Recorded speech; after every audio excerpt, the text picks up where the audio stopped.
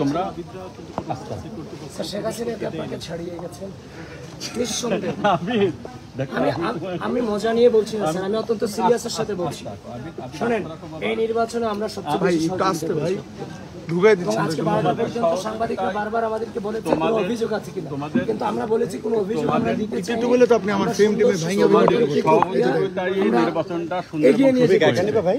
তোমরা আমার আপনি সাদিক কায়েমকে ঢুকাবেন, আপনি সাদিক কায়েমকে বের করবেন, তারপর আর কাউকে স্পেস দিবেন না, সাদিক কায়েম ভিতরে থাকবে আর আমরা দরজায় দাঁড়িয়ে থাকবো। এরকম বৈষম্যমূলক নির্বাচনটা আমরা আশা করি না। এমনটি না বাবা, এমনটি না। তোমরা আস্থা রাখো, আমি বলছি তাও রাখবে না।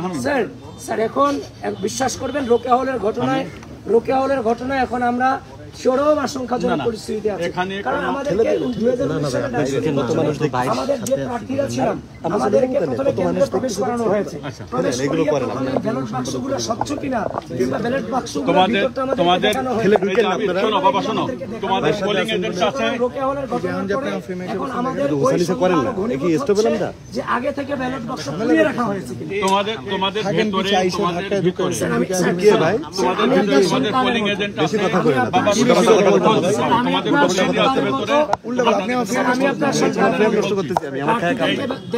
দেখানো হয়েছিল এর আগে, কিন্তু এবার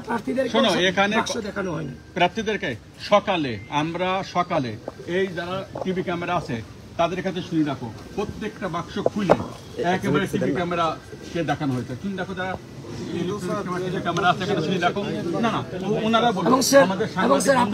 নির্বাচন কমিশনের আন্ডারে আপনারা আছেন, আপনাদের চিফ রিটার্নিং অফিসার থেকে শুরু করে আপনারা পর্যন্ত কেউ নির্বাচনের গঠনতন্ত্র সম্পর্কে অবগত না। এই নির্বাচন সম্পর্কে নির্বাচন ইসি বলবে, আমার দায়িত্ব এখানে আইন শৃঙ্খলা রক্ষার দায়িত্ব। তবে আমি এটুকু বলছি, আমাদের যারা সাংবাদিক বন্ধুগণ এখানে সকালে ছিল, তুমি তাদের কাছে শুনে দেখো, তাদের বক্স খুলে একেবারে ভেতরে পরিষ্কার করে তারা ছবি টেনেছে এবং তারা দেখছে লাউড অ্যান্ড ক্লিয়ার। আমি দায়িত্ব নিয়ে বলছি, এখানে vote transparent, neat and clean হয়েছে এবং কাউন্টিংও খুব স্বচ্ছভাবে হবে।